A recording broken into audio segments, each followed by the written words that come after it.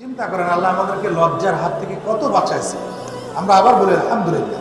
আল্লাহ তো একবার আমাদেরকে বাঁচিয়েছে যে নিজের সন্তান কুরবানি দিতে হচ্ছে না, আমরা তার পরিবর্তে পশু কুরবানি করছি। আবার লজ্জার হাত থেকে বাঁচাচ্ছেন, কারণ অনেকের নিয়তের মধ্যে গরমিল থাকতে পারে। যদি প্রকাশ্যে সে দেখা যেত যে কার কুরবানি হচ্ছে না হচ্ছে, তাহলে আমরা জনসম্মুখে আমরা লাঞ্ছিত অপমানিত অনেকে হয়তো হয়ে যেতাম।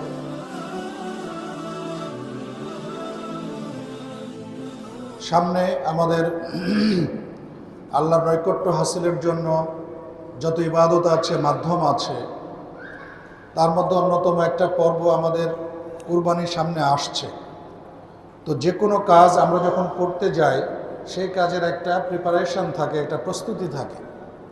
একজন ছাত্র যখন, যেমন এসএসসি বা দাখিল পরীক্ষা চলমান, পরীক্ষার্থী যখন পরীক্ষার হলে যাবে, অবশ্যই যেদিন তার যে সাবজেক্টের বা যে বিষয়ের পরীক্ষা আছে, সেই বিষয়ে তাকে প্রস্তুতি নিয়ে পরীক্ষার হলে যেতে হবে। এটাই স্বাভাবিক নিয়ম। যদি কোনো পরীক্ষার্থী যদি প্রস্তুতি না নিয়ে পরীক্ষার হলে যায়, অথবা আজকে ইংরেজি পরীক্ষা, শনিবার রবিবারে ধরেন ইংরেজি পরীক্ষা, সে আরবি পড়ে গেল অথবা গণিত পড়ে গেল, তাহলে কি করবে? পরীক্ষায় ফেল করবে নিশ্চয়ই। তো এইভাবে প্রত্যেকটি কাজের একটা প্রস্তুতি আছে। যেমন রমজান মাস আসলে তার একটা প্রস্তুতি আছে, এই জিলহজের একটা প্রস্তুতি আছে, কুরবানির একটা প্রস্তুতি আছে। কিন্তু আমরা কিভাবে প্রস্তুতি নেব? আমরা মনে করছি যে কুরবানি আসবে, একটা কিনবো, জবাই করব, দিয়ে দেবো, হয়ে যাবে, কিন্তু এর জন্য কোনো প্রস্তুতি লাগবে না, হয়তো আমরা এরকম মনে করছি। কিন্তু অবশ্যই এখানে নানাভাবে মানসিক, শারীরিক, বিভিন্ন রকমের, হৃদয়ের নিয়তগত বিভিন্ন রকমের প্রস্তুতির এখানে প্রয়োজন রয়েছে, যে বিষয়টি আজকে আলোচ্য বিষয়। কুরবানির জন্য আমরা প্রস্তুতি হিসাবে যে কাজটি আমাদের প্রথম করতে হবে, সেটি হচ্ছে 1 নম্বর, নিয়তকে বিশুদ্ধ করা। আমি কুরবানি কেন দিচ্ছি? কুরবানিকে মানুষকে দেখানোর জন্য দিচ্ছি আমি, বা কারো গর্ব অহংকার প্রকাশ করার জন্য আমি দিচ্ছি, না এই কুরবানি দেওয়ার পেছনে আমার কোনো উদ্দেশ্য, লক্ষ্য আছে? সেই নিয়তটাকে ঠিক করতে হবে। আর নিয়ত হচ্ছে মনের বিষয়, এটা কিন্তু বলে দেওয়ার বিষয় না। আপনার এবং আমার মনের মধ্যে কি আছে, এটিকে আল্লাহ ছাড়া কেউ জানে? কেউ কিন্তু জানে না। আমরা হয়তো বাহ্যিক অবস্থা দেখে আমরা বিচার বিশ্লেষণ করি অথবা অনুমান করি। এই জন্য তো আল্লাহ রাসূল সাল্লাল্লাহু আলাইহি ওয়াসাল্লাম বলেছেন, আত্তাকওয়া হাহুনা আত্তাকওয়া হাহুনা ওয়া ইউশিরু ইলা সাদরিহি সালাসা মিরারিন, যে তাকওয়া এখানে রয়েছে, মানে ভেতরে, অন্তরের ভেতরে, দিয়ে তিনি তার বক্ষ দেশের দিকে 3 বার, ইউশিরু ইলা সাদরিহি সালাসা মিরারিন, 3 বার তার বক্ষ দেশের দিকে তিনি ইঙ্গিত করলেন। তাহলে বোঝা গেল যে কুরবানি দেওয়ার আগে, যখন কুরবানি আমি দেব, তার আগে থেকে আমার মনটাকে, আমার নিয়তটাকে বিশুদ্ধ করতে হবে, যে আমার যতটুকু সামর্থ্য আছে, আল্লাহ রাব্বুল আলামিন আমাকে যতটুকু সামর্থ্য দিয়েছেন, সেই মানের আমি পশু কুরবানি করব, কিন্তু এটা আল্লাহ রাব্বুল আলামিনের সন্তুষ্টির জন্য, অন্য কাউকে দেখানোর জন্য নয়, বা কারো প্রশংসা পাওয়ার জন্য। যে হাজী সাহেব, আপনি কত আজকে এবার খুব অনেক বড়, অনেক দামি কুরবানি দিয়েছেন, আপনার কুরবানিটা এই সমাজের সবচাইতে দামি, অনেক টাকা দিয়ে দিয়েছেন, এটা যেমন নিজেরাও বলা যাবে না, বা অন্যরা বলবে, সেই মনের মধ্যে কি করা যাবে না? আশা আকাঙ্ক্ষা পোষণ করা যাবে না। কারণ আল্লাহ রাসূল সাল্লাল্লাহু আলাইহি ওয়াসাল্লাম কি বলেছেন? ইন্নামাল আমালু বিন্নিয়াত, সকল আমল, নিয়ত বই আমল নেই, অর্থাৎ সকল আমল নিয়তের উপরে নির্ভরশীল। ওয়া ইন্নামা লিকুল্লি ইমরিইন মা নাওয়া, আর প্রত্যেকে তাই পাবে যার সে কি করেছে? নিয়ত করেছে। যদি কেউ লোক দেখানোর জন্য করে, লোককে শোনানোর জন্য করে, আল্লাহ রাব্বুল আলামিন কিন্তু কিয়ামতের দিন মানুষকে, আমাদের জনসম্মুখে, সকল মানুষের সামনে আমাদেরকে লাঞ্ছিত, অপমানিত, অপদস্থ করবেন, যে এই ব্যক্তি তোমাদেরকে শোনানোর জন্য, যেটাকে বলা হয় সুমআ, অথবা তোমাদেরকে দেখানোর জন্য, যেটাকে বলা হয় রিয়া বা লৌকিকতা, এই জন্য কুরবানি দিয়েছে। সেদিন অসগরাহু ও হাক্কারাহু, হাদিসের ভাষায় আল্লাহ আমাদেরকে ছোট করবেন, নিচু করবেন, তুচ্ছ তাচ্ছিল্য, লাঞ্ছিত, অপমানিত, অপদস্থ করবেন। এই জন্য কুরবানি আমরা যারা দেওয়ার নিয়ত করছি, অবশ্য প্রথমে আমাদের নিয়তটাকে বিশুদ্ধ করতে হবে, যে একমাত্র আল্লাহ রাব্বুল আলামিনকে সন্তুষ্ট করার জন্য আমরা কুরবানি দিব, আর এর বাইরে অন্য কোনো কিছু এখানে আসবে না। 2 নম্বর, নিখুঁত পশু ক্রয় বা নির্বাচন। আমরা আল্লাহর রাস্তায় কুরবানি দিব, কিন্তু আমরা আমাদের সামর্থ্য অনুযায়ী সবচেয়ে সুন্দর, দেখতে সুন্দর, সুঠাম দেহি এইরকম পশু আমাদের কি করতে হবে? কোরবানি দিতে হবে আপনার সামর্থ্য অনুযায়ী। কিন্তু দেখা গেল একদম মরা, জীর্ণ শীর্ণ, হাঁটতে পারছে না, চলতে পারছে না, হাড্ডি সার তার শরীরের মধ্যে কি আছে দেখা যাচ্ছে, এরকম যদি আমরা কোরবানি দিই তাহলে কি হবে? আমরা যদি হাবিল কাবিলের সেই ঘটনাটা আমাদের মনে থাকে, সেখানে আমরা দেখব যে হাবিল কিন্তু মূলত সাহেবুল গানাম, মানে ছাগল, ভেড়া, দুম্বা এগুলো চড়াতেন। যখন কুরবানির মানে আদেশ আসলো, তখন হাবিল কিন্তু তার ওই ছাগল পালের মধ্যে, দুম্বার মধ্যে সবচেয়ে যেটা সুন্দর দেখতে, হৃষ্টপুষ্ট, মোটা তাজা, সেটা দিল সে মনের আনন্দে, মনের একদম স্বেচ্ছায় আল্লাহ রাস্তায় কুরবানি দিল। আর কাবিল একটু দুষ্ট ছিল, সে কি করলো? সে চাষাবাদ করত, ক্ষেত খামার করতো। তাফসির ইবনে কাসিরে যেভাবে এসছে, সে চাষাবাদ করত। সে করলো কি? সে ওই তার শস্য বা ফসলের মধ্যে যেটা পচা বা নিকৃষ্ট, সেটা কি করলো? সে আল্লাহ রাস্তায় দিল। স্বভাবতই সঙ্গত কারণে আল্লাহ রাব্বুল আলামিন যেহেতু উৎকৃষ্ট বস্তুটা তার রাস্তায় কুরবানি দিতে চান, কুরবানি দেওয়া হোক সেটি কামনা করেন, সেই জন্য আল্লাহ রাব্বুল আলামিন কি করলেন? হাবিলের কুরবানি কবুল করলেন। ফাতাকুব্বিলা মিন আহাদিহিমা ওয়ালাম ইউতাকাব্বাল মিনাল আখার। একজনের কুরবানি কবুল করা হলো আর আরেকজনের কুরবানি কবুল করা হলো না। অর্থাৎ হাবিলেরটা আল্লাহ কুরবানি কবুল করলেন আর কাবিলেরটা কুরবানি কবুল করলেন না।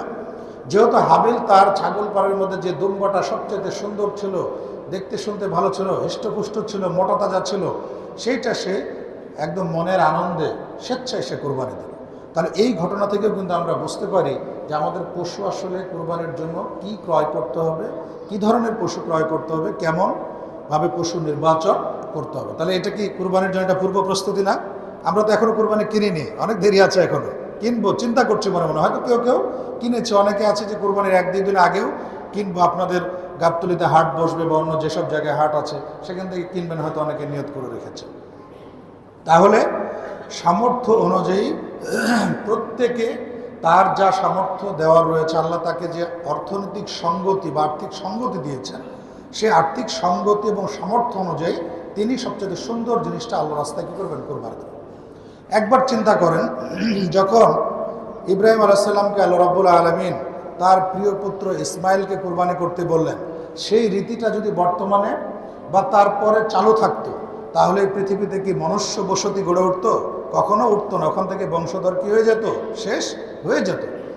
আর আমরা তো এসেছি অনেক পরে, রাসূল সাল্লাল্লাহু আলাইহি ওয়াসাল্লামের মৃত্যুর 1400-1500 বছর পরে। আমাদের তো আসার বা এই পৃথিবীতে অস্তিত্ব লাভের কোনো কারণই ছিল না। তাহলে আল্লাহ রাব্বুল আলামিন এরকম একটা সুন্দর বিধানের মাধ্যমে আমাদের জন্য কত সহজ করে দিয়েছে। অতএব অবশ্যই এই ক্ষেত্রে আমাদের খেয়াল রাখতে হবে যে আমরা যেন দিই। যার সামর্থ্য নেই সে দিবে না, কোরবানিটা ফরজ না। যার সামর্থ্য নেই সে দিবে না, কিন্তু সামর্থ্য থাকলে অবশ্যই তার সাধ্যের মধ্যে ভালোটা দেওয়ার তিনি চেষ্টা করবেন। 4 শ্রেণীর পশু কুরবানি দেওয়া বা কুরবানির জন্য নির্বাচন করা যাবে না। সুনানে আবু দাউদ 2802 নম্বর হাদিস, সুনান ইবনে মাজাহ 3144 নম্বর হাদিস, এবং হাদিসটি সহিহ।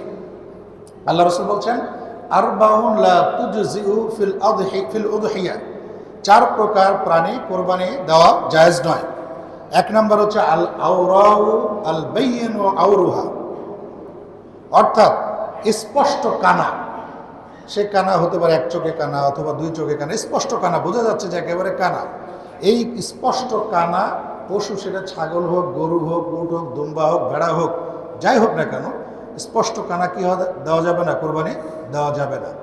চিন্তা করেন, আপনি আল্লাহর রাস্তায় দিচ্ছেন, যদি আপনি স্পষ্ট কানা দেন, তাহলে আপনি হাবিল না কাবিল, কোন দলের মধ্যে হবেন? নিজেদেরকে ভেবে নিতে হবে যে আমি হাবিলের দলে যাব না আমি কাবিলের দলে যাব।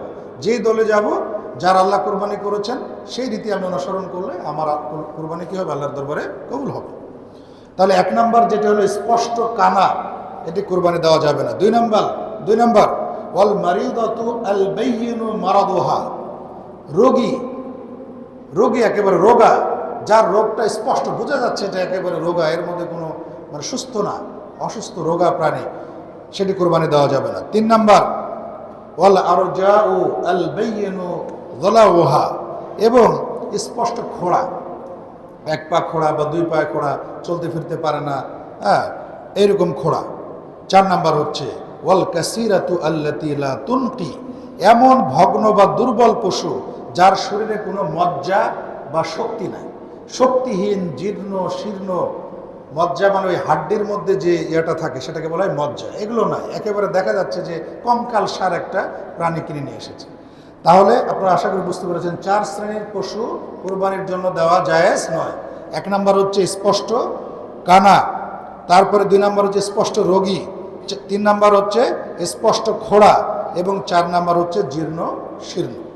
অন্য আরেকটি হাদিসে আল্লাহ রসুল বলছেন ওয়ালা বিল আজফা আল্লাতী লা তুনকি আই আল হাজিল আল্লাতী লা তাকাদু তাকদিরু আলাল ওকুফ লিখুলুফি আযামিহা মিনাদ দুহুন আল্লাযী বিদাখিলিহি ওয়া ইউকালু লাহু আল মুখ। অন্য হাদিসে বলছেন যে এমন দুর্বল যে সে দাঁড়াতেই সক্ষম হয় না, সে দাঁড়াতে পারে না। যখন মানুষ বৃদ্ধ হয়ে যায়, বয়স হয়ে যায়, হাঁটুতে যখন সমস্যা হয় বা ভেতরের যে ইয়াগুলো থাকে সেগুলো যখন শুকিয়ে যায়, তখন কি সে দাঁড়াতে পারে না, দাঁড়িয়ে সালাত আদায় করতে পারে না, সে বসে সালাত আদায় করতে হয়। তো এরকম দুর্বল জীর্ণ শীর্ণ প্রাণী হাঁটতে পারে না, চলতে পারে না, তার ভেতরে মজ্জা নাই, শক্তি নাই, এই ধরনের প্রাণী কি করা যাবে না? কোরবানি দেওয়া যাবে না।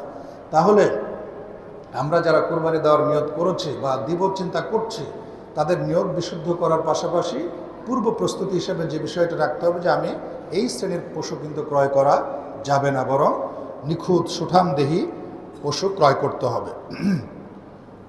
ইমাম বুখারী রাহিমাহুল্লাহ তার সহিহ বুখারীতে উল্লেখ করেছেন যে ওয়ান আবি উমামা ইবনে সাহলিন قال كنا نسمن الأضحية بالمدينة وكان المسلمون يسمنون। ইমাম বুখারী তালিক হিসেবে হাদিসটি উল্লেখ করেছেন। আবু উমামা বিন সাহাল থেকে বর্ণিত, তিনি বলেন যে কুন্না নুসাম্মিনুল উযহিয়া বিল মদিনা, সাহাবী বলছেন যে আমরা মদিনায় কুরবানির পশুকে মোটা তাজা করতাম। ওয়াকানু ইউসাম্মিনুন, আর মানুষরা যারা ছিল মুসলমানরা তারা কি করতো? কুরবানির পশুকে মোটা তাজা করতো, অর্থাৎ তাকে ভালো মতো খাবার দিত। কুরবানির পশু কিনে নিয়ে আসতেন, খাবার দিচ্ছেন না, সে শুকিয়ে যাচ্ছে, এটা করা যাবে না।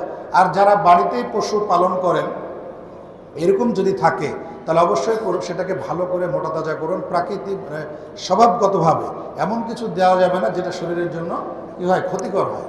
এখন তো মোটা তাজা করানোর জন্য নানা রকমের উপাদান ব্যবহার করা হয় যেগুলো শরীরের জন্য আমাদের অত্যন্ত ক্ষতিকর। সাধারণত যারা গরুর খামার তারা এই কাজগুলো করেন, অবশ্যই এগুলো থেকে তারা বিরত থাকবেন। মোটা তাজা করতে হবে এমনি খাবার দাবার দিয়ে প্রাকৃতিক উপায়ে যেভাবে করা যায় সেটা। তাহলে আমাদের কুরবানির পূর্ব প্রস্তুতি হিসেবে 1 নম্বর বললাম যে আমাদের নিয়তকে বিশুদ্ধ করতে হবে। 2 নম্বর হচ্ছে যে 4 শ্রেণীর প্রাণীর কথা বলল, স্পষ্ট কানা, স্পষ্ট রোগী, জীর্ণ শীর্ণ, তারপরে খোড়া এবং এমন দুর্বল পশু যে চলতে পারে না, যার ভেতরে শক্তি নাই, এইরকম 4 শ্রেণীর প্রাণী কী করা যাবে না? কোরবানি দেওয়া যাবে না। আল্লাহ রাসূল সাল্লাল্লাহু আলাইহি ওয়াসাল্লাম বলছেন, সেই সাথে আরেকটি বিষয় যুক্ত করছে, লা তাযবাহু ইল্লা মুসিন্না, তোমরা মুসিন্না ছাড়া কুরবানি দিও না। এটি সহিহ মুসলিম 1963 নম্বর হাদিস। মুসিন্না আল্লাহ রাসূল কুরবানি দেওয়ার জন্য বলেছেন এবং উলামায়ে কেরাম বলেছেন মুসিন্না প্রাণী কুরবানি দেওয়া উত্তম। মুসিন্না বলতে দুধের দাঁত ভেঙে নতুন করে দাঁত ওঠে, এটাকে বলা হয় মুসিন্না। এটা যদি কেউ উট কোরবানি দিতে পারেন, হতে পারে বাংলাদেশে তো উট কোরবানি হয়, যদি কেউ উট কোরবানি দেন, মুসিন্না হচ্ছে ৫ম বছর পূর্ণ করে ৬ষ্ঠ বছরে পা দিয়েছে যে উট। আর গরুর ক্ষেত্রে 2 বছর পূর্ণ করে 3য় বছরে কি করেছে? পদার্পণ করেছে। ছাগল, ভেড়া, দুম্বা এই ক্ষেত্রে 2য় বছর পূর্ণ করেছে, যেটি 1 বছর পূর্ণ করে 2য় বছরে পদার্পণ করেছে, এটাকে বলা হয় মুসিন্না। তো কোরআনের ভাষ্য অনুযায়ী এই গরু, উট এবং ছাগলের মধ্যে ভেড়া, দুম্বা সবই ছাগলের জাতের মধ্যে অন্তর্ভুক্ত। এই 3 শ্রেণীর প্রাণী কোরবানি করতে হবে এবং যে বয়সটা আমরা বললাম সেটি আমরা দেব। যারা গরু কোরবানি দিয়ে আমরা অন্তত 2 বছর পূর্ণ হয়ে যেন 3য় বছরে পদার্পণ করে, যারা খাসি কুরবানি দিব তারা যেন 1 বছর পূর্ণ করে 2 বছরে পদার্পণ করে, এরকম প্রাণী হতে হবে। অনেক সময় দেখা যাচ্ছে যে 1 বছর বয়স কিন্তু হয়তো একটু বয়স কম কিন্তু খুব মোটা তাজা, যদি স্বাস্থ্যগত দিক থেকে ভালো হয় তাহলে পরে দেওয়া যাবে। যেমন আল্লাহ রাসূল একজন সাহাবীকে আতুদ দিয়ে কুরবানি দিতে বলেছেন। আতুদ মানে হচ্ছে যে ছাগল বা ভেড়ার 1 বছর পূর্ণ হয়েছে, হয়তো 2য় বছরে যায়নি কিন্তু সে সুঠাম দেহী, এরকম পশু দেওয়া যাবে ইনশাল্লাহ, একটু যদি সময় কমও থাকে। 3 নম্বর, ঈদুল আযহা আমাদের বা কোরবানির জন্য আমাদের যে প্রস্তুতি সেটি হচ্ছে জিলহজ মাসের প্রথম 10 দিনের আমল বৃদ্ধি। অর্থাৎ আমাদের যখন জিলহজের চাঁদ উঠবে তখন জিলহজ মাসের যে ইবাদতগুলো রয়েছে সেটি হতে পারে নফল সিয়াম, জিকির, আজকার, তাসবিহ, তাহলিল, হ্যাঁ, যত রকমের দান খায়রাত, যত রকমের ভালো কাজ আছে সেই আমলগুলোকে আমাদের কী করতে হবে? বৃদ্ধি করতে হবে। এটাও হচ্ছে কোরবানির জন্য আমাদের প্রস্তুতি বা কোরবানির আনুষঙ্গিক কাজের মধ্যে, আমাদের গুরুত্বপূর্ণ কাজের মধ্যে অন্তর্ভুক্ত। আল্লাহ রসুল বলছেন সহিহুল বুখারী 969 নম্বর হাদিস, মা মিন আইয়ামিন আল আমালুস সালিহু ফীহিন্না আহাব্বু ইলাল্লাহি মিন হাযিহিল আইয়ামিল আশারা। বলছে জিলহজ মাসের প্রথম দশকের চাইতে ভালো আমল, আল্লাহর কাছে পছন্দনীয় আমল আর নেই। ক্বালু ইয়া রাসূলুল্লাহ ওয়ালাল জিহাদ ফি সাবিলিল্লাহ। সাহাবায়ে কেরাম বললেন যে আল্লাহর রাস্তায় জিহাদও কি জিলহজ মাসের প্রথম 10 দিনের আমলের চেয়ে উত্তম নয়? আল্লাহ রসুল বললেন ওয়ালাল জিহাদু ফি সাবিলিল্লাহ, আল্লাহর রাস্তায় জিহাদও নয়। যেই মুজাহিদ কি করেছে, অমুসলিমদের বিরুদ্ধে, মুশরিকদের বিরুদ্ধে যুদ্ধ করার জন্য বেরিয়ে গেছে, সেও নয়। অথচ দেখেন শাহাদাতের মর্যাদা কত বেশি। কেউ যদি আল্লাহর পথে সত্যিকার অর্থে জিহাদ করে সে কিন্তু জান্নাতে যাবে, কিন্তু আল্লাহ রসুল বলছে সেও নয়। তবে ইল্লা রাজুলুন খরাজা বিনাফসিহি ওয়া মালিহি ফালাম ইয়ারজি মিন যালিকা বিশাইইন, তবে ওই ব্যক্তি ছাড়া যে তার জানমাল নিয়ে বেরিয়ে গেছে কিন্তু আর ফিরে আসেনি। অর্থাৎ যদি যুদ্ধ করতে, যে জিহাদ করতে, যে অমুসলিমদের সাথে শাহাদাত বরণ করে, তার মর্যাদাটা ভিন্ন। তাছাড়া এই জিলহজ মাসের প্রথম দশকের বা 10 দিনের আমলের চাইতে আল্লাহর কাছে আর প্রিয় আমল নেই। এর মধ্যে কিন্তু অনেক কিছু আছে, আরাফা আছে, কুরবানি আছে, আরাফার সিয়াম আছে, কুরবানি আছে, হ্যাঁ, তারপরে নফল সিয়াম, দান খেরাত, জিকির, আজকার, তাসবিহ, তাহলিল, অনেক কিছু আছে। ইবনে ওমর, আবু হুরায়রা রাদিয়াল্লাহু আনহু তারা জিলহজ মাসের চাঁদ উঠলে বাজারে গিয়ে জোরে জোরে তাকবীর দিতেন, সেই বিষয়গুলো রয়েছে। তাহলে কুরবানির পূর্ব প্রস্তুতি হিসাবে প্রথম যে বিষয়টি আমরা বললাম সেটা হচ্ছে নিয়তকে আমাদের বিশুদ্ধ করতে হবে। 2 নম্বর হচ্ছে মানে সুঠামদেহী নিখুঁত পশু ক্রয় করতে হবে। 3 নম্বর হচ্ছে জিলহজ মাসের চাঁদ যখন উঠবে তখন তার যে আমলগুলো রয়েছে সেই আমলগুলো আমাদের বেশি বেশি করতে হবে। 4 নম্বর হচ্ছে চুল ও নখ না কাটা। যখন জিলহজ মাসের চাঁদ উঠবে তার আগে চুল নখ কেটে নিতে হবে। জিলহজ মাসের চুল মানে চাঁদ উঠলেই তখন চুল নখ কাটা যাবে না। সহিহ মুসলিম 1977 নম্বর হাদিস, নাসাই 4364 নম্বর হাদিস। আন উম্মে সালামাতা ক্বালাত ক্বালা রাসূলুল্লাহ সাল্লাল্লাহু আলাইহি ওয়াসাল্লাম, উম্মে সালামা রাদিয়াল্লাহু আনহা থেকে বর্ণিত, তিনি বলেন যে আল্লাহ রাসূল সাল্লাল্লাহু আলাইহি ওয়াসাল্লাম বলছেন, ইদা দাখালাল আশরু ওয়া আরাদা বা'দুকুম ইউদাহিয়া ফালা ইয়ামাসসা মিন শা'রিহি ওয়া আযফারিহি শাইআ। যখন দাখালাল আশরু মানে জিলহজ মাসের 10 তারিখ যখন চলে আসবে, অর্থাৎ জিলহজ মাস শুরু হবে, ওয়া আরাদা বা'দুকুম ইউদাহিয়া, আর তোমাদের কেউ যদি কুরবানি দিতে চায়, ফালা ইয়ামাসসা মিন শা'রিহি ওয়া আযফারিহি শাইআ, সে যেন তার চুল এবং নখ আর না কাটে। তাহলে জিলহজ মাসের চাঁদ উঠে গেলে চুল নখ আর কাটা যাবে না। ক্যালেন্ডার দেখে তার আগেই আপনারা কেটে নেবেন। জিলহজ মাসের চাঁদ উঠে গেলে চুল নখ আর কাটা যাবে না। তাহলে মোটামুটি আমরা যে 4টি প্রস্তুতির কথা বললাম, এই বিষয়গুলো আমাদের খেয়াল রাখতে হবে যে আমরা কোরবানি দিতে গেলে নিয়তকে বিশুদ্ধ করতে হবে। তারপরে আমাদের পশু ক্রয় করতে হবে নিখুঁত, রোগাসোগা, কানা, ল্যাংড়া, খোড়া, মজ্জাসারহীন, হাড্ডিসার এরকম পশু ক্রয় করা যাবে না। জিলহজ মাসের চাঁদ উঠলে নখ চুল কাটা আর যাবে না। এবং জিলহজ মাসের যে আমল রয়েছে, যেহেতু আল্লাহর কাছে অত্যন্ত প্রিয় আমল এই 10 দিনের, সেই আমলগুলো আমাদের করতে হবে। নফল সিয়াম, দান খায়রাত, জিকির, আজকার, তাসবিহ, তাহলিল, যে কথাগুলো আমরা বললাম। দেখুন, কুরবানির যে বিধান, এই বিধানটা কিন্তু আল্লাহ রাব্বুল আলামিন সকল উম্মতের মধ্যে এটি রেখেছিলেন। এবং আরেকটি বিষয় আমি বলতে ভুলি, যে সেটি হচ্ছে কুরবানির পশু। সেই কুরবানির পশু এটি কিন্তু আল্লাহ রাব্বুল আলামিনের নিদর্শনের মধ্যে অন্তর্ভুক্ত। আল্লাহ বলছেন সূরা হজ 36 নম্বর আয়াতে, ওয়াল বুদনা জাআলনাহা লাকুম মিন শাআইরিল্লাহ, কুরবানির যে উট বা পশু সেটিকে আমরা করেছি মিন শাআইরিল্লাহ, আল্লাহর নিদর্শন সমূহের অন্তর্ভুক্ত। তাহলে আপনি যে উট দেন, গরু দেন, ছাগল দেন, কুরবানির যে পশু সেটি হচ্ছে আল্লাহর নিদর্শন। আল্লাহ অন্য আয়াতে বলছেন সূরা হজের 32 নম্বর আয়াতে, ওমাই ইউআযযিম শাআইরাল্লাহ ফাইন্নাহা মিন তাকওয়াল কুলুব, যে আল্লাহর নিদর্শনকে সম্মান করে এটা হচ্ছে তার হৃদয়ের গভীরে লুক্কায়িত তাকওয়া বা আল্লাহ ভীতির প্রকাশ। তাহলে কুরবানির পশু বা এরকম আল্লাহর যে নিদর্শন রয়েছে, যেমন হারামাইন রয়েছে বা এই ধরনের যেগুলো রয়েছে, এটাকে আমাদের কী করতে হবে? সম্মান করতে হবে। তাহলে কুরবানির পশু সম্মানের বস্তু, যেটা আল্লাহ রাব্বুল আলামিন কোরআন মাজিদে সূরা হজে 36 নম্বর আয়াতে বলেছেন। তো যদি কুরবানির পশু আল্লাহর কাছে সম্মানজনক বস্তু হয়, তার নিদর্শনের অন্তর্ভুক্ত হয়, তাহলে অবশ্যই তার যত্ন নিতে হবে।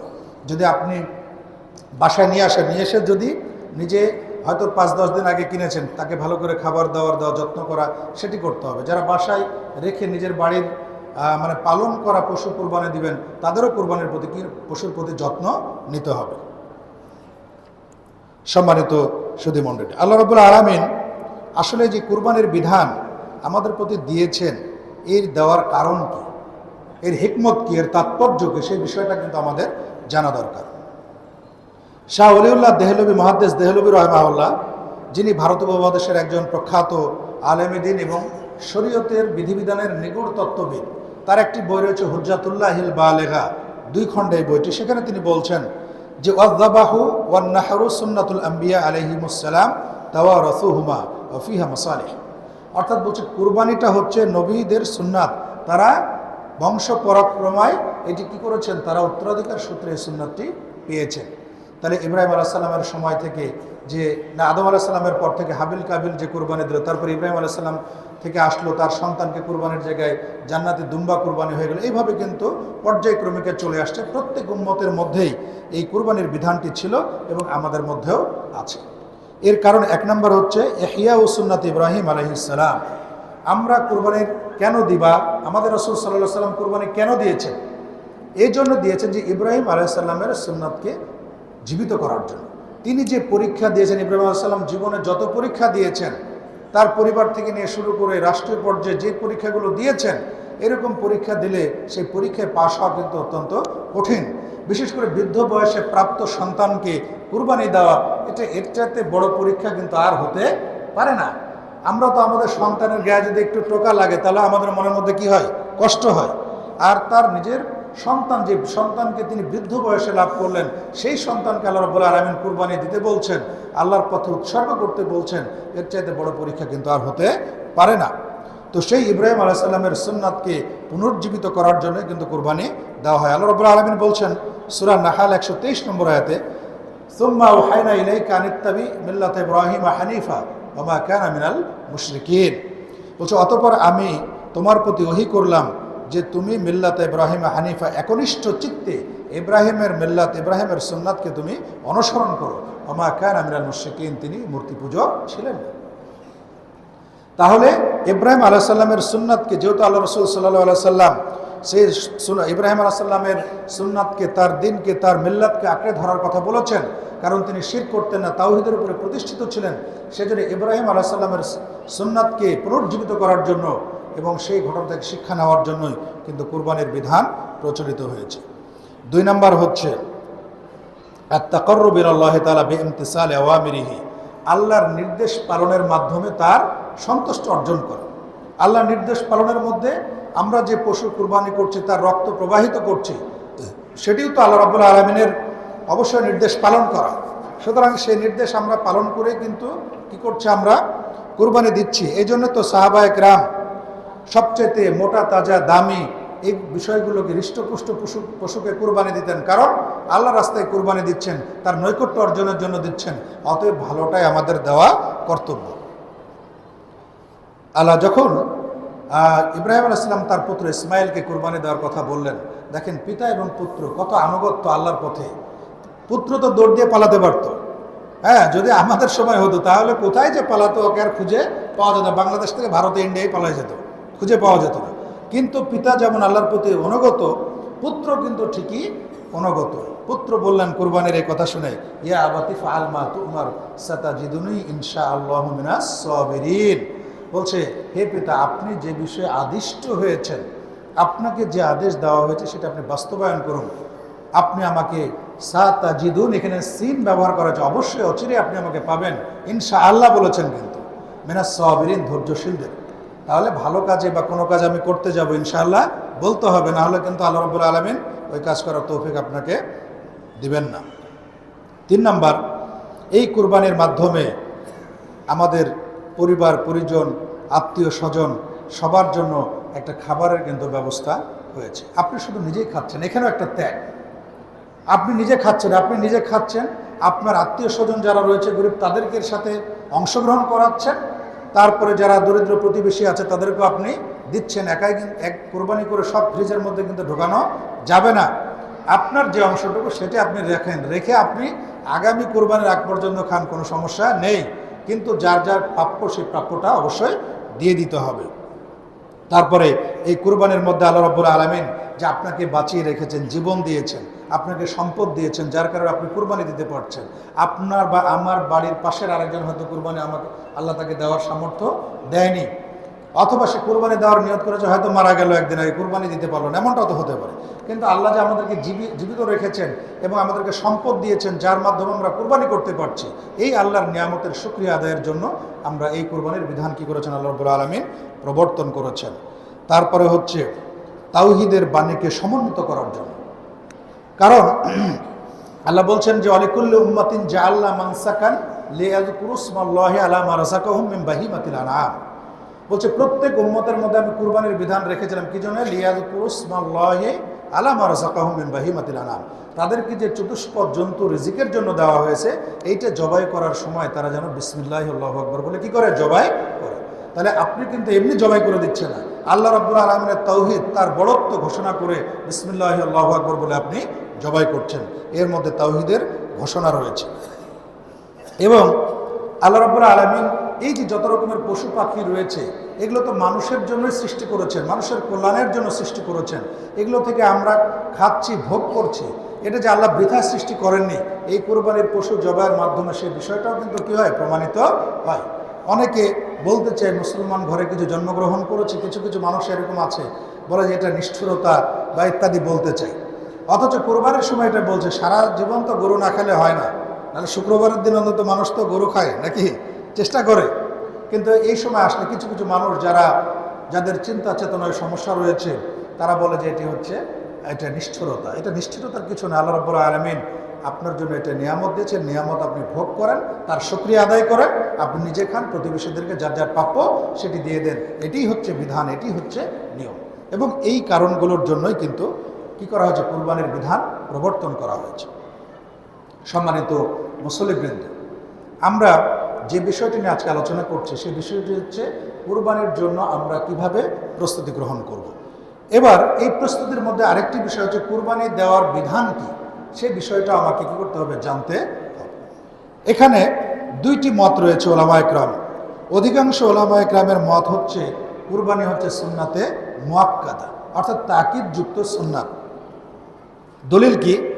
যে হাদিসটা আমি বলেছি যে ইদা দাখালাল আশরু, যখন জিলহজ মাসের 10 তারিখ যখন শুরু হবে জিলহজ মাস, তখন ওয়ারাদা আহাদুকুম আও বা'দুকুম আইউদাহিয়া, তোমাদের কেউ যদি কুরবানি দিতে চায়, আরাদা, হাদিসে বলে যে তোমাদের যে কুরবানি দিতে চায় সে চুল নখ যেন না কাটে।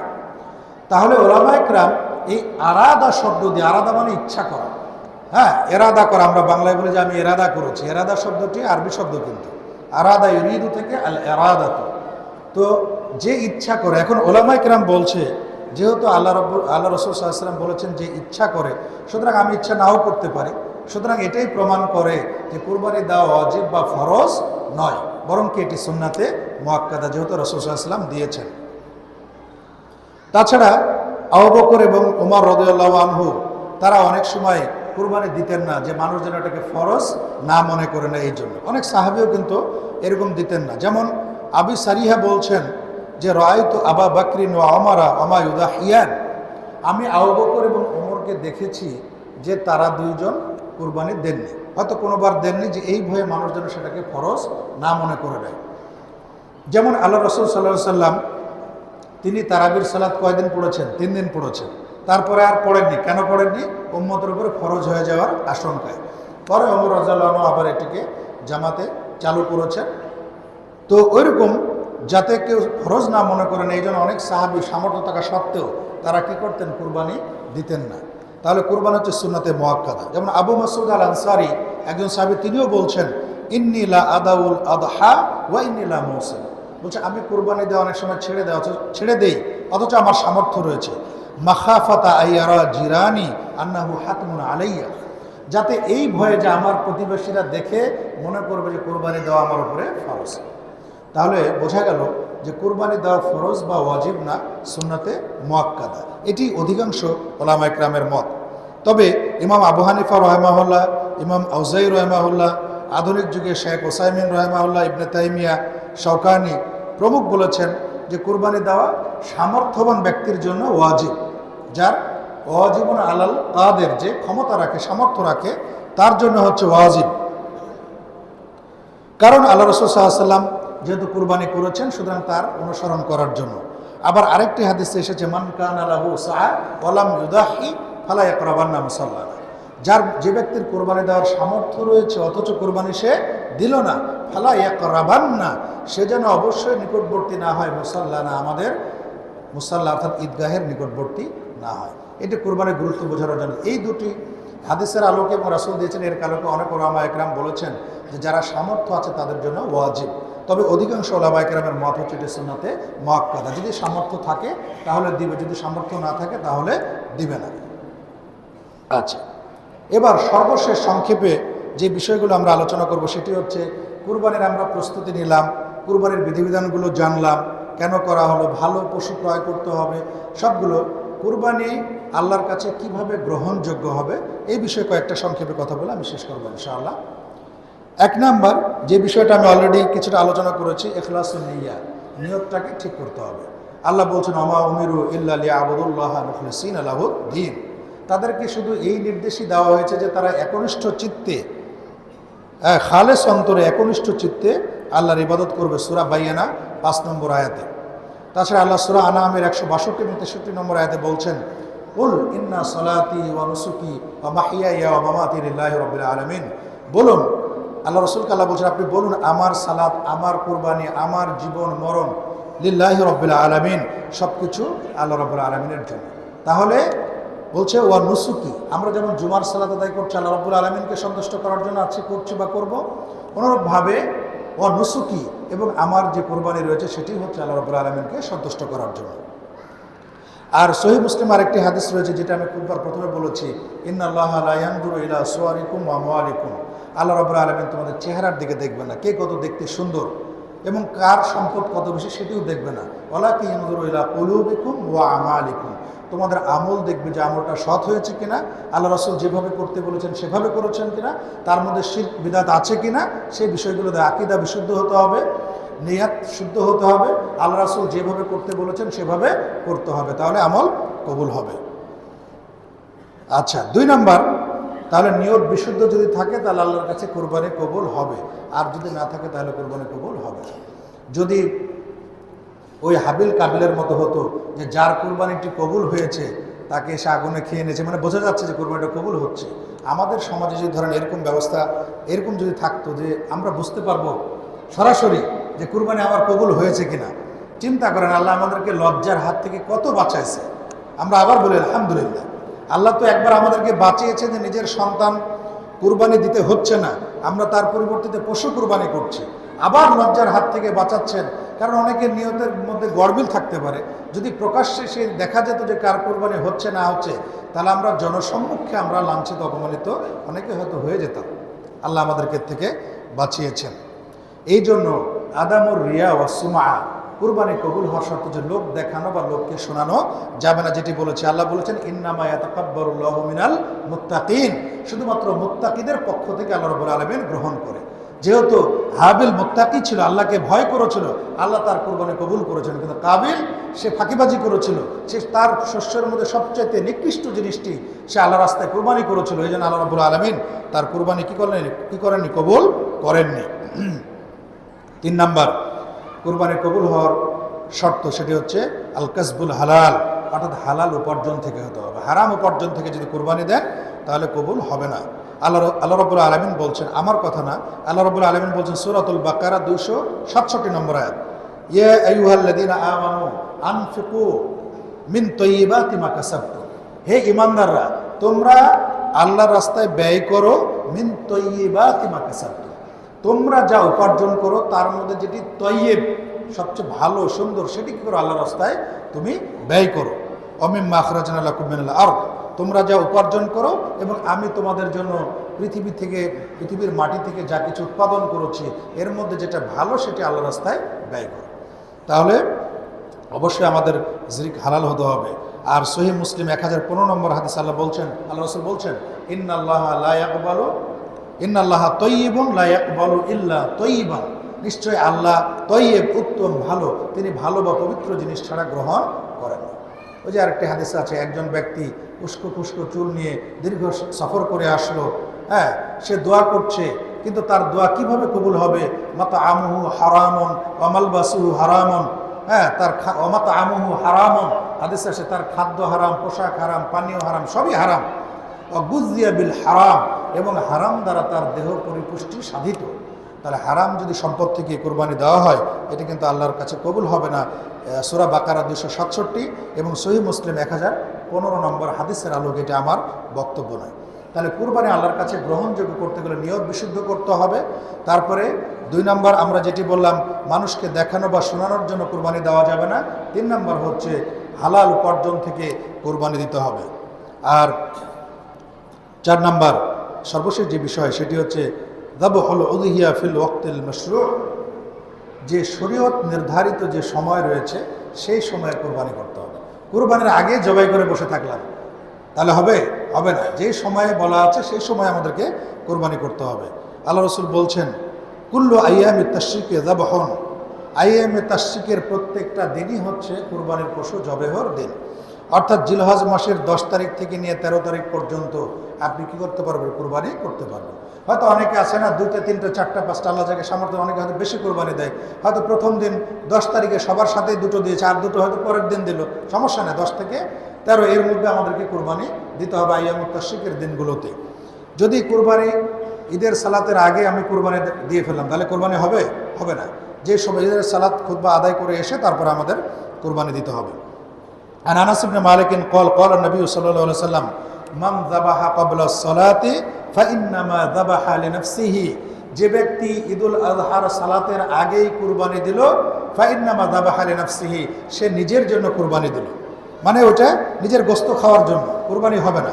ওমান যাবাহা বা'দা সালাতে ফাকাদ তাম্মা নুসুকুহু ওয়া আসাবা সুন্নাতাল মুসলিমিন, এবং যে ঈদের সালাত আদায় করে আসার পরে কুরবানি দিল, তার কুরবানিটা পরিপূর্ণতা লাভ করলো এবং সে মুসলমানদের সুন্নাত বা রীতিও সে কী করলো? সঠিকভাবে পালন করলো। তাহলে যদি আপনি কুরবানির সালাতের আগেই কুরবানি দিয়ে দেন, তাহলে আল্লাহ রাব্বুল আলামিন কিন্তু এই কুরবানি গ্রহণযোগ্য হবে না, বরং এটা গোশত খাওয়ার জন্য হবে। অন্য আরেকটি হাদিসে এসেছে, আল বারা ইবনে আযিব থেকে বর্ণিত, তিনি বলেন যে আমি আল্লাহ রাসূল সাল্লাল্লাহু আলাইহি ওয়াসাল্লামকে খুতবায় বলতে শুনেছি, ইন্না আউওয়ালা মা নাবদাউ বিহি ফি ইয়াউমিনা হাযা আন নুসাল্লি, বলছে ঈদুল আজহার দিনে আমরা প্রথম যে কাজটি করতাম সেটি হচ্ছে আন নুসাল্লি, ঈদের সালাত আগে আদায় করতাম। সুম্মা নারজিউ ফানানহারা, তারপরে আমরা ফিরে গিয়ে আমরা কি করতাম? কুরবানি করতাম। ফামান ফাআলাহু ফাকাদ আসাবা সুন্নাতানা, যে ব্যক্তি এইভাবে কুরবানি করবে ঈদের সালাতের পরে বাসায় ফিরে গিয়ে, বলছে তার সে মুসলমানদের সুন্নাত পালন করবে। ওমান যাবাহা মিন ক্বাবল ফাইন্নামা হুয়া লাহমুন ইউকাদ্দিমুহু লিআহলিহি, কিন্তু যদি আগেই কুরবানি করে ফেলে তাহলে এটা শুধু তার পরিবারের জন্য গোশত খাওয়ার একটা ব্যাপার হবে। লাইসা মিনান নুসুকি বিশাইইন, এটি কুরবানির কোনো কিছুই গ্রহণ হবে না। সহিহুল বুখারী 5545 বা 45 নম্বর হাদিস। আরেকটি হাদিসে বলা হয়েছে, সহিহ মুসলিম 1960 এবং সহিহুল বুখারী 5500 নম্বর হাদিস, 5500 নম্বর হাদিস, আল্লাহ রাসূল বলছেন, মান যাবাহা ক্বাবলা সালাতি ফালইয়াযবাহ মাকানাহু উখরা, কেউ যদি কুরবানির সালাতের আগে, ঈদুল আজহার সালাতের আগেই কুরবানি জবাই করে ফেলে, আল্লাহ রাসূল বলছেন সে ওই জায়গায় আরেকটা কুরবানি তাকে দিতে হবে, এটা কুরবানি হবে না। আমান কানা লাম ইয়াযবাহ হাত্তা সাল্লাইনা ফালইয়াযবাহ আলা ইসমিল্লাহ, আর যে কুরবানি করেনি সে আমাদের সালাত আদায়ের পরে তারপরে আল্লাহর নামে বিসমিল্লাহি আল্লাহু আকবার বা যে দোয়াগুলো আছে বলে কি করতে হবে? কুরবানি করতে হবে। তাহলে বোঝা গেল আমরা আল্লাহ রাব্বুল আলামিনের দরবারে যদি কুরবানিগুলোকে গ্রহণ করাতে চাই, কুরবানিগুলো আমাদের কবুল হোক সেটি চাই, তাহলে আমাদেরকে নিয়তকে বিশুদ্ধ করতে হবে। যে আয়াতটি প্রথমে পড়েছিলাম যে লা ইয়ানালুল্লাহা লুহুমুহা ওয়ালা দিমাউহা, কুরবানির রক্ত গোশত এগুলো আল্লাহর কাছে পৌঁছায় না। ওয়ালাকিন ইয়ানালুহু তাকওয়া মিনকুম, তোমাদের হৃদয়ের গভীরে লুক্কায়িত আল্লাহ ভীতি সেটি আল্লাহর কাছে পৌঁছে। আল্লাহ দেখবে না কে কত বড় দিল, সামর্থ্য থাকলে দিবে, কিন্তু আল্লাহর নিয়তটা দেখবে। নিয়তের কারণে কিন্তু ছোট কাজও অনেক বড় হয়ে যায়, আবার নিয়তের কারণে অনেক বড় কাজও কিন্তু ছোট হয়ে যায়। এটা আব্দুল্লাহ ইবনে মুবারক রাহিমাহুল্লাহ প্রখ্যাত তাবী তিনি বলেছেন। এই জন্য কুরবানির গুরুত্ব আছে। আল্লাহ রাব্বুল আলামিন বলছেন কি, ফাসাল্লি লিরাব্বিকা ওয়ানহার, তুমি তোমার রবের উদ্দেশ্যে সালাত আদায় করো ওয়া নাহার এবং কোরবানি করো। সালাতের সাথে নাহার বা কোরবানি করার কথা বলা হয়েছে। তাহলে সম্মানিত মুসলিমবৃন্দ, আজকে আমরা যে বিষয়টি নিয়ে আলোচনা করলাম সেটি হচ্ছে কোরবানির জন্য আমরা কিভাবে প্রস্তুতি নিব, এবং সে আলোচনায় আমরা যে বিষয়গুলো আলোচনা করলাম, 1 নম্বর আমাদের নিয়তকে বিশুদ্ধ করতে হবে। ইন্নামাল আমালু বিন নিয়াত, এই হাদিস তো আপনাদের মুখস্থ আছে সবার। 2 নম্বর নিখুঁত পশু হতে হবে, স্পষ্ট খোড়া, স্পষ্ট কানা, স্পষ্ট রোগী এবং জীর্ণ শীর্ণ দুর্বল, চলতে পারে না, হাঁটতে পারে না, এরকম পশু কোরবানি দেওয়া যাবে না। এবং মুসিন্না পশু অর্থাৎ দুধের দাঁত ভেঙে নতুন দাঁত উঠেছে এরকম পশু কোরবানি দেওয়া ভালো, যেটি উটের ক্ষেত্রে 6 বছরে পদার্পণকারী, গরুর ক্ষেত্রে 3য় বছরে এবং ছাগল ভেড়া দুম্বার ক্ষেত্রে 2য় বছরে পদার্পণকারী। হয়তো 1 বছর হয়েছে, একটু বয়স হয়তো কম আছে, কিন্তু যদি মোটা তাজা হয়, যেটি আল্লাহ রাসূল এক সাহাবীকে আতুর দিতে বলেছেন, হৃষ্টপুষ্ট হলে তখন সেটা দেওয়া চলবে, যদি বয়সের একটু সমস্যা থাকে সেটিও চলবে। 3 নম্বর আমরা যে বিষয়টি বলেছি, জিলহজ মাসের চাঁদ উঠলে চুল নখ কাটা যাবে না, এবং জিলহজ মাসের আমল আমাদের বৃদ্ধি করতে হবে, এবং সেই সাথে আমলের যেগুলো লোক দেখানো, লোককে শোনানো, এগুলো করা যাবে না। হালাল উপার্জন থেকে আমাদের কুরবানি দিতে হবে, এবং সেই সাথে যেই সময়ে কুরবানি করা বিধিসম্মত সেই সময় আমাদেরকে কুরবানি করতে হবে। সময়ের আগেই যদি তাড়াহুড়া করে কুরবানি করে ফেললাম তাহলে কুরবানি হবে না। আল্লাহ রাসূল আরেক হাদিসে বলছেন ওই জায়গায় আরেকটা কুরবানি সে দিবে, এবং হাদিস এটাও বলছেন যদি সালাতের আগে কেউ কুরবানি করে ফেলে তাহলে সে এটা সাধারণ গোস্ত খাওয়ার মতো হবে, আল্লাহর এখানে কুরবানি তার কিছুই হবে না। এটি তো আমাদের এই ছিল আজকের আলোচনার বিষয়বস্তু। আল্লাহ রাব্বুল আলামিনের কাছে আমাদের কামনা থাকবে আমরা যে পশুটি কোরবানি করব সেই পশুটি যেন সুন্দর সুঠামদেহী হয়, প্রত্যেকের সামর্থ্য অনুযায়ী। কুরবানি দেওয়া অধিকাংশ বিদ্বান বা আলেমের মতে সুন্নাতে মুআক্কাদা, এটি ফরজ নয় যে আপনাকে দিতে হবে। যদি সামর্থ্য থাকে তাহলে আপনি দিবেন, যেহেতু আল্লাহ রাসূল সাল্লাল্লাহু আলাইহি ওয়াসাল্লামের এটি সুন্নাত, সেটা অবশ্যই আপনি দেওয়ার চেষ্টা করবেন, দিবেন। এবং এটি নিয়ে গর্ব অহংকার করা যাবে না। আল্লাহ রাব্বুল আলামিন এগুলোর কত দাম, কি 1 লাখ 2 লাখ না 5 লাখ, না আপনি খাসি দিলেন না দুম্বা দিলেন না সৌদি আরব থেকে নিয়ে এসে উট দিলেন, এটা আল্লাহ রাব্বুল আলামিন দেখবেন না। আল্লাহ দেখবেন আমাদের ইখলাস, আমি তাকে সন্তুষ্ট করার জন্য আমল করছি কিনা। ওমা উমিরু ইল্লা লিয়াবুদুল্লাহ মুখলিসিনা লাহুদ্দিন, একনিষ্ঠভাবে খালিস অন্তরে ইবাদত করার জন্য আল্লাহ রাব্বুল আলামিন আমাদেরকে আদিষ্ট করেছেন। আর কুরবানি যেহেতু আল্লাহর নৈকট্য হাসিলের অন্যতম একটি গুরুত্বপূর্ণ ইবাদত, সুতরাং সেই ইবাদতটা যেন খালেস হয়, আল্লাহর জন্য হয়, তার সন্তুষ্টির জন্য নিবেদিত হয়, সে বিষয়টি আমরা অবশ্যই খেয়াল করব। সেই সাথে আমরা চিন্তা করব ইব্রাহিম আলাইহিস সালামের ঘটনা, ইসমাঈল আলাইহিস সালামের ঘটনা, কীভাবে আল্লাহ রাব্বুল আলামিন তাদের প্রতি দয়া করেছেন, সেই বিষয়গুলো যদি আমরা খেয়াল করি, স্মরণ করি এবং অধ্যয়ন করি, তাহলে আমাদের কোরবানির বিষয়টা আমরা ভালোভাবে বুঝতে পারবো। আল্লাহ রাব্বুল আলামিন আমরা যারা সামর্থ্যবান তাদের প্রত্যেককেই কুরবানি করার তৌফিক দান করুন, আল্লাহুম্মা আমিন। এবং আমাদের কুরবানিটা আল্লাহর কাছে যেন মকবুল কুরবানি হয়, সেই তৌফিকও আল্লাহ রাব্বুল আলামিন দান করুন, আমিন। ওয়া আখিরু দাওয়ানা আলহামদুলিল্লাহি রাব্বিল আলামিন।